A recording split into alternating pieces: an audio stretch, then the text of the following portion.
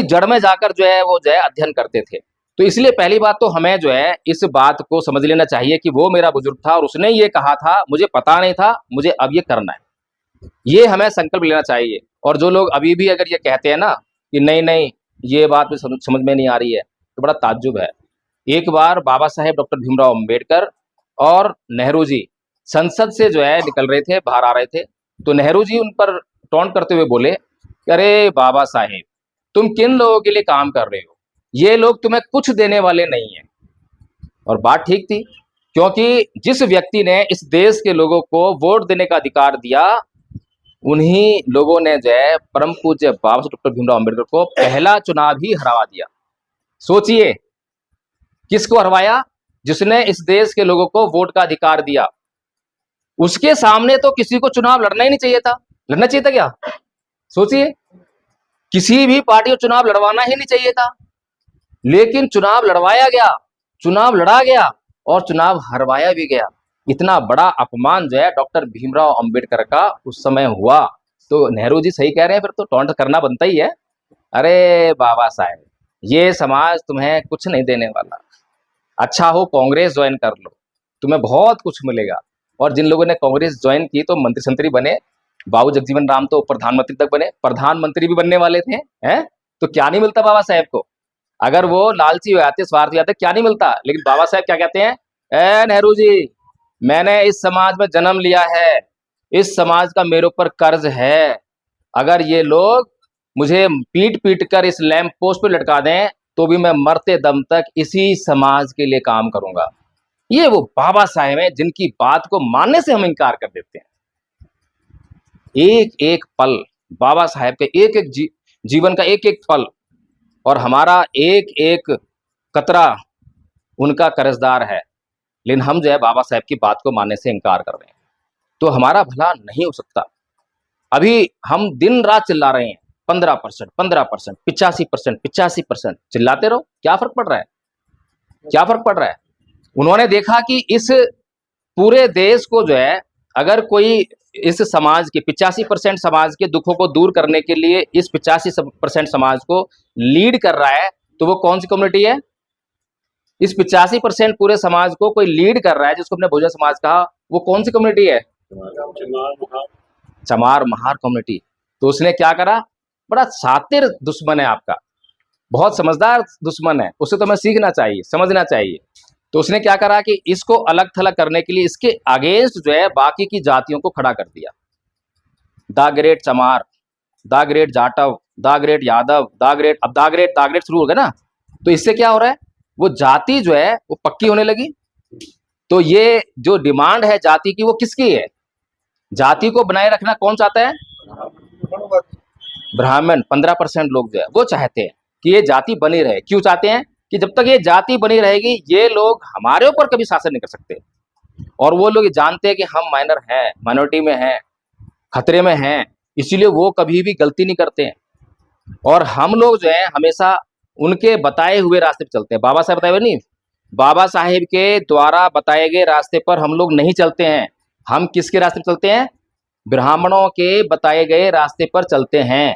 इसीलिए 3% या ब्राह्मण जो है वो हमारे ऊपर काबिज है और हम दिन रात चिल्लाते हैं।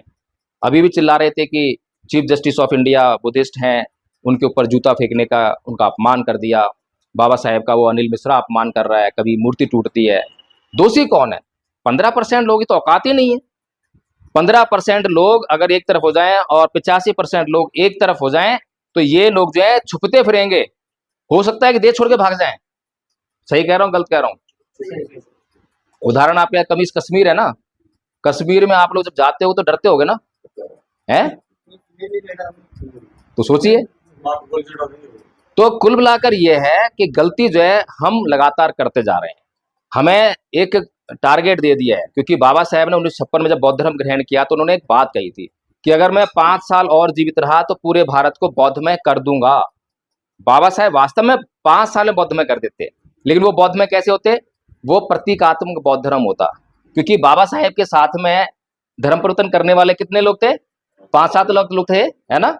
और उनकी जब मृत्यु हुई तब भी जो है लाखों लोग थे। आपको जानकर बड़ा आश्चर्य होगा, कार्ल मार्क्स की जब मृत्यु हुई तब कितने लोग थे? कितने लोग थे? 14 लोग थे बस। और यहाँ पर कितने लोग हैं? ज्यादा ही हैं? कार्ल मार्क्स की विचारधारा जो है आज पूरे संसार में फैली हुई है। दुनिया का कोई भी देश ऐसा नहीं है जिसमें उसकी विचारधारा पर आधारित पार्टी ना हो। है? पार्टी की बात कर रहा हूं मैं। भारत के अंदर कई राज्य सरकारें भी बनी, भारत में कई राज्य सरकारें बनी, अभी भी हमने पश्चिम बंगाल में देखा, केरल में देखा, और पूरे राज्य पूरे देश में जो है कम्युनिस्ट पार्टी है। और कम्युनिस्ट पार्टी एक नहीं है, तीन है? और 14 लोगों ने इतना काम किया, केवल 14 लोगों ने इतना काम किया कि पूरे संसार में कार्ल मार्क्स को पहचान दिला दी। और बाबा साहेब के अनुयायी जो लाखों की संख्या में थे, उन्होंने कितना काम किया? उन्होंने इतना काम किया और दिन रात काम किया कि आज दिन रात जो है बाबा साहेब का अपमान हो रहा है। ये बाबा साहेब के अनुयायियों का काम है, समझ रहे हैं? तो हम लोगों ने जो है बाबा साहेब का अपमान करने का दिन रात काम किया, और हम कहते हैं कि बाबा साहेब सम्मान करते हैं। सम्मान करते हैं क्या? जब बाबा साहेब का अपमान तो देखा तो मेरी तो नींद उड़ गई कि बाबा साहब अपमान क्यों हो रहा है भाई। जब मैंने बाबा साहेब को पढ़ा और बाबा साहेब के रास्ते को पढ़ा, विचार को पढ़ा, तो मेरी नींद उड़ गई। मैंने कहा भाई इतना उत्तम विचार, ये तो लोगों के कल्याण का विचार है, और उन लोगों के कल्याण का विचार है जिन लोगों के ऊपर बाबा साहेब का एहसान है, उनका रोम रोम कर्ज में डूबा हुआ बाबा साहेब के। ये लोग अपना उत्थान क्यों नहीं कर पा रहे? लोग जो है आरक्षण से जो है नौकरियां हासिल करते हैं। अरे आरक्षण की जरूरत ही नहीं होनी चाहिए इनको। जो विचार बाबा साहेब डॉक्टर भीमराव अंबेडकर देकर गए हैं बौद्ध धर्म का, वो तो इतना उन्नत विचार है कि आरक्षण को तो लात मारेंगे कि हमें नहीं चाहिए आरक्षण, अब तो हम बुद्धिस्ट हो गए हैं। और एक बुद्धिस्ट व्यक्ति कैसा होता है? भगवान बुद्ध कहते हैं, नैतंग माता पिता कैयरा आइए वापी च यातका सम्मा पड़ी हितंग चित्तंग शेषो नंग ततो करे, कि सही दिशा में लगा हुआ चित्त जितनी आपकी भलाई कर सकता है उतनी भलाई आपके माता पिता भी नहीं कर सकते हैं। कुछ समझ में आ रहा है इसका मतलब? जो है हिंदी में ताजे मन तो पाली में बोला, हिंदी में बोला, इसका मतलब क्या हुआ? इसका मतलब यह है कि हमारा जो चित्त है, हमारा मन है, वही असली कारक है। जिस जगह लगाओगे वहीं पे वैसे ही रिजल्ट आने लग जाएंगे। अभित्रेत कल्याणे पापा चित निवारिये दंदंग ही करोति पुण्यं पापस्मि रमते मनो, कि शीघ्रता कीजिए पुण्य कर्म करने में, जल्दी ही आपका मन पाप में डूबने वाला है। गलत क्या सही है भाई? आप हर पल कुछ ना कुछ कर रहे हो, आंखों से देख रहे हो, मुंह से कुछ बोल रहे होगे, कुछ सूंघ रहे होगे, कुछ हर वक्त कर रहे हो, 5 इंद्रियां, 5 इंद्रियों कुछ ना कुछ कर रहे हो। तो या तो पाप कर रहे हो या पुण्य कर रहे हो। दोनों काम जो है एक ही बार में नहीं हो सकते हैं। हर पल या तो पाप कर रहे हैं या पुण्य कर रहे हैं। सही कह रहा हूँ, गलत कह रहा हूँ? तो क्या कह रहे हैं बुद्ध कि हर पल जो है अपने आप को पुण्य कर्मों में लगाए रखिए, क्योंकि जैसे ही आप पुण्य कर्म से हटेंगे वैसे ही मन जो कहाँ लगेगा? पाप में। सीधी सी बात कह रहे हैं। तो भगवान बुद्ध जो है बहुत ही इंपॉर्टेंट है। भगवान बुद्ध कहते हैं, नए परिसंग विलोमानी नए परिसंग कथा कथंग अतनो व्यवेक्ष्य कथानी अकथानी च, कि दूसरे क्या कर रहे हैं, दूसरे क्या नहीं कर रहे हैं, ये मत देखो, ये मत सोचो हम क्या कर रहे हैं और हम क्या नहीं कर रहे हैं। इट्स वेरी इंपॉर्टेंट, इसको देखिए। इसी से आपका निर्माण होने वाला है, इसी से समाज का निर्माण होने वाला है। कैसे होने वाला है? एक आदमी भगवान बुद्ध के पास आया और बोला कि भगवान बुद्ध कितना अच्छा हो अगर हम पूरी पृथ्वी पर जो है चमड़ा बिछा दें, किसी को कांटा नहीं चुभेगा। कितना बढ़िया आदमी था, लोगों का कल्याण चाहता है, दयावान व्यक्ति है, कारुणिक व्यक्ति है। भगवान बुद्ध उससे बोले कि अरे भले मानस, कितना अच्छा हो अगर उस चमड़े में से एक टुकड़ा निकालकर 2 जूतियां बना ले और पूरी पृथ्वी पर जहां तू चाहे वहां घूमियो, तेरे को कहीं कांटा नहीं चुभेगा। कौन सा विचार अच्छा है? समझ में आ गया? इसका मतलब क्या है? इसका मतलब समझ में आया आप लोगों को? क्या मतलब है इसका, कोई बताओ?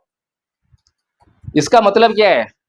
कहानी तो अच्छी लगती है सुनने में, लेकिन उसके पीछे जो है गहराई है वो समझ नहीं आती है। इसके पीछे गहराई ये है कि इस संसार में, ये संसार दुश्शील प्राणियों से भरा पड़ा है। जहां जाओगे वहीं लड़ाई झगड़ा करने वाले हैं, गाली गलौज करने वाले हैं, आपको लूटने वाले हैं। ऐसे ही है ना? तो अगर तुम ये सोचोगे कि मैं जो है सारे संसार में कहीं भी जाऊं और लोग मुझे ना कहें कुछ भी, जो है तो ये संभव नहीं है। लेकिन एक काम हो सकता है कि तुम शीलवान बन जाओ, यानी कि तुम गाली देना बंद करो, तुम झगड़ा करना बंद करो, तुम गाली देने वाले ना हो, तुम झगड़ा करने वाले ना हो, तो तुम इस दुनिया में कहीं भी जाना, जहां पे गाली देने वाले लोग होंगे वो तुम्हारा कुछ नहीं बिगाड़ पाएंगे, जहां पर झगड़ा करने वाले लोग होंगे वो तुमसे झगड़ा नहीं कर पाएंगे, क्योंकि तुम झगड़ा करने वाले नहीं। अगर तुम गाली देने वाले व्यक्ति हो, झगड़ा करने वाले व्यक्ति हो, तो जहां पर गाली देने वाले लोग नहीं है वहां पर तुम झगड़ा कराओगे, जहां पर झगड़ा करने वाले लोग नहीं है वहां पर जो झगड़ा कर पाओगे, करके आओगे। सही कह रहा हूं, गलत कह रहा हूं? भगवान बुद्ध की बातें बड़ी इंपॉर्टेंट है, बहुत कीमती है। हमारे संत महापुरुषों की एक एक बात बहुत कीमती है। भगवान बुद्ध धम्मपद में पहली गाथा में कहते हैं, मनो पुब्बंगमा धम्मा मनो सेठा मनोमया मनसा च पद उठेन भासती वा करोती वा ततो नंग दुख मनवेति चक्कंग वै भैतु पदंग। कि मन ही सभी प्रवृत्तियों का अगुवा है, मन ही उनका प्रधान है, और जैसा आप मन में सोचते हो वैसा ही आप करते हो। अगर प्रदूषित मन से आप कुछ भी करोगे तो उसके परिणाम जो है आपके लिए कष्टकारी आने वाले हैं, दुखद आने वाले हैं। ये भगवान बुद्ध कहते हैं। और कबीरदास जी क्या कहते हैं, मलमल धोए शरीर को ना धोए मन का बैल, नहाए गंगा गोमती रहे बैल के बैल। क्या बात कह रहे हैं, मन की बात कह रहे हैं ना, है?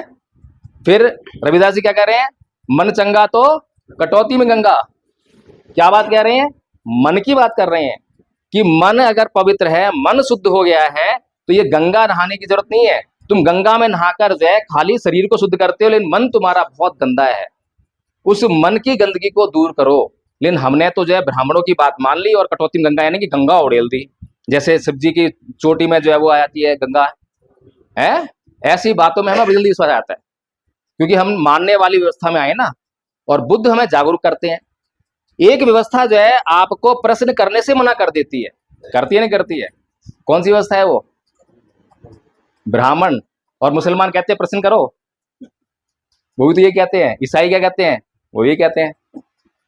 दुनिया के सारे धर्म, सारे पंथ आपको प्रश्न करने पर पाबंदी लगाते हैं, लेकिन केवल एक ही शास्त्र है दुनिया में, बुद्ध, जो कहते हैं कि प्रश्न करो, मेरी शरण में आने से पहले प्रश्न करो, जांच करो, और जब तक प्रश्न करके संदेह ना कर लो, संदेह मिटाना लो, जांच ना कर लो, तब तक मेरी शरण में मत आना। क्योंकि ऐसे ही मेरी शरण में आ गए तो मैं तुम्हें मार्ग बताऊंगा, उस मार्ग पर तुम चल नहीं पाओगे, और मार्ग पर तुम चलोगे नहीं तो तुम्हारा कल्याण होने वाला नहीं, कल्याण होने वाला नहीं है। और कोई है जो ऐसा कहता हो? एक हिंदू अपने आप को हिंदू क्यों कहता है? किसी से पूछो जरा, भाई तू हिंदू क्यों है? क्या बोलेगा? कि मैं हिंदू परिवार में पैदा हुआ इसीलिए मैं हिंदू। सीधे से सवाल है, जवाब है। एक मुसलमान से पूछो वो यही बोलेगा, ईसाई से पूछो यही बोलेगा। बड़ी अच्छी बात है भाई। अब किसी घर में, हिंदू के घर में बच्चा पैदा हुआ, उसको पैदा होती मुसलमान घर डाल दो, अब क्या हो गया? वो क्या हुआ जी, मुसलमान हो गया। हिंदू घर में बच्चा पैदा हुआ, उसको मुसलमान घर छुड़ाए तो मुसलमान होगा, हिंदू होगा? मुसलमान होगा ना। अब किसी हिंदू देवी देवता में, ईश्वर में ये ताकत है कि जाकर उस बच्चे को ये बता दे कि भाई तू हिंदू नहीं है, तू मुसलमान है, तू हिंदू है? नहीं है ना। ऐसे ही वाइस वर्सा कर लो कि मुसलमान घर में बच्चा पैदा हुआ, हिंदू घर में छोड़ दो। किसी अल्लाह में ताकत नहीं है जो उसको बता दे कि तू मुसलमान है। तो इसका मतलब ये हिंदू होना, ये मुसलमान होना, ये तो सब बंडलबाजी है? तो इसीलिए भगवान बुद्ध जो है, ये जो धर्म की, किसी पूछो भाई तेरा धर्म क्या है, तो मंदिर जाना, पूजा पाठ करना, आरती करना, दूध चढ़ाना, ये करना, वो करना है। मुसलमान से पूछो क्या है तेरा धर्म भाई, कि मस्जिद जाना, रोजे रखना, नमाज पढ़ना। और बुद्ध से पूछो भगवान बुद्ध धर्म क्या है, तो बोलते हैं कि सब पाप सकड़ं कुशल सब संपदा सचित पर्योदपनंगे तक बुद्धानुशासन, कि सभी प्रकार के पाप कर्मों का ना करना। पाप करना मतलब गलत काम, और सभी प्रकार के पुण्य कर्म करना। पुण्य कर्म मतलब अच्छे कर्म। पाप कर्म क्या होता है? जिससे हमें नुकसान होता है, दूसरों को नुकसान होता है। पुण्य कर्म मतलब जिससे हमें फायदा हो और दूसरों को भी फायदा हो, किसी को नुकसान ना हो। इतनी सी बात है। आप बताइए, भगवान बुद्ध की इस परिभाषा से कौन इनकार करेगा? कोई हिंदू, कोई मुसलमान, कोई ईसाई। दुनिया में, पूरी दुनिया में फिट बैठती है, पूरी दुनिया में कहीं पर कोई क्लेश नहीं है। भगवान बुद्ध की बातें, भगवान बुद्ध का धर्म सब पर अप्लाई होता है। और भगवान बुद्ध का धर्म जो है किसी रीति रिवाज, किसी बंधन में नहीं बंधा हुआ है। हाँ, लेकिन आप जो है अभी लद्दाख के बुद्धिस्ट देखते होगे, उधर के बुद्धिस्ट देखते होगे, उनकी परंपराएं अलग है। परंपराएं अलग हो सकती हैं, रीति रिवाज अलग हो सकते हैं, लेकिन जो एटर्नल ट्रुथ जो है, जो सिद्धांत है, वो सिद्धांत जो है एक ही है। सिद्धांत क्या है? 3 बातें हैं बुद्ध के सिद्धांत में, दुख, अनंत और अनित्य। ये 3 बातों को जो है पैमाना मान लेना और जांच कर लेना कि ये जो है क्या नाम है, बुद्ध का सिद्धांत है या नहीं है, बौद्ध धर्म है या नहीं है। यही आपका आधार है। एक बार जो है मेरे प्रोफेसर, जब मैं एमए कर रहा था बुद्ध स्टडी से दिल्ली यूनिवर्सिटी में, तो मेरे प्रोफेसर जो है कहने लगे कि बौद्ध धर्म का एक सेक्ट, एक पंथ ऐसा भी है जो आत्म में विश्वास करता है। तो मैंने तुरंत प्रोफेसर को टोक के बोला कि मैं कहा प्रोफेसर साहब, आपने ही हमें पढ़ाया है कि भगवान बुद्ध के धम्म के ये 3 सिद्धांत हैं, दुख, अनंत और अनित्य। तो जो सेक्ट आत्मा में विश्वास करता है, जबकि बुद्ध ने जो है अनात्म की बात की है कि कुछ भी परमानेंट नहीं है, तो फिर वो सेक्ट जो है बुद्धिज्म का हो ही नहीं सकता। प्रोफेसर के पास कोई जवाब नहीं था, उसको मानना पड़ा कि हाँ ये बात बिल्कुल ठीक है। कैसे हम किसी को मान लें? किसी को भी मान लें क्या? हमारे पास पैरामीटर है, मापदंड है, मापदंड लगाओ और जांच कर लो। तो कुल मिलाकर बात ये है कि अभी तक आपको कुछ लगा कि भगवान बुद्ध की काम बातें हमारे काम की हैं या नहीं है? कोई बात ऐसी लगी हो? भाई आखिर दे कौन रहा है? दुनिया के सबसे बड़ा विद्वान दे रहा है, कोई मामूली आदमी दे रहा। तो कोई भी वो ऐसा कोई भी चीज चुनेगा ही नहीं हमारे लिए, वो हमें देना है ना। अपने लिए लेता तो वो कष्ट ले लेता, कोई दिक्कत नहीं है। बाबा साहेब अगर उनको खुद इस्तेमाल करनी हो, अगर खुद के लिए घर बनाना हो, तो वो टूटा फूटा भी घर चला लेंगे, लेकिन जब समाज के लिए बनाना हो तो वो महल बनाकर ही देंगे। तो जब हमें वो कह रहे हैं कि हिंदू धर्म को छोड़ दो, ये आपके लिए किसी प्रकार कल्याणकारी नहीं है, ये आपके लिए शुरू में दुखदाई है, मध्य में दुखदाई है और अंत में भी दुखदाई ही रहेगा, आपका इसमें कभी भला होने वाला नहीं है। लेकिन बुद्ध धर्म अपना लो, आदि में कल्याणकारक, मध्य में कल्याणकारक, अंत में भी कल्याणकारक, शुद्ध 24 कैरेट का सोना है। चैट जीपीटी आप जानते हैं? आप लोग चैट जीपीटी जानते होंगे, एआई का एक वो है। कभी उस पर जो है आप पूछिए उससे कि भाई हिंदू धर्म और साइंस इसके बीच में कोई तालमेल है, तो वो बताएगा कि कितना तालमेल है। 0 तालमेल। कितना है? 0। फिर पूछो कि मुसलमान धर्म और साइंस के बीच में कोई तालमेल है, वो बताएगा 0 तालमेल। ईसाई धर्म के और बुद्ध उसके साइंस के बीच में 0 तालमेल। किसी का भी लगाइए, पैरामीटर बता देगा आपको, तुरंत बता देगा कि क्या क्या सिद्धांत हैं इसके और कैसे कैसे बोलते हैं और क्या क्या वो जो है ऐसे फिट बैठता है नहीं बैठता है। फिर पूछिए कि क्या बुद्ध का धर्म और साइंस के बीच में कोई तालमेल है, आपको बोलेगा 99%। 99% एक्यूरेट। 1% कहां पर बोलता है वो? पुनर्जन्म के ऊपर। क्योंकि साइंस की अपनी सीमा है, साइंस की विज्ञान की अपनी सीमा है। क्या सीमा है? यंत्र।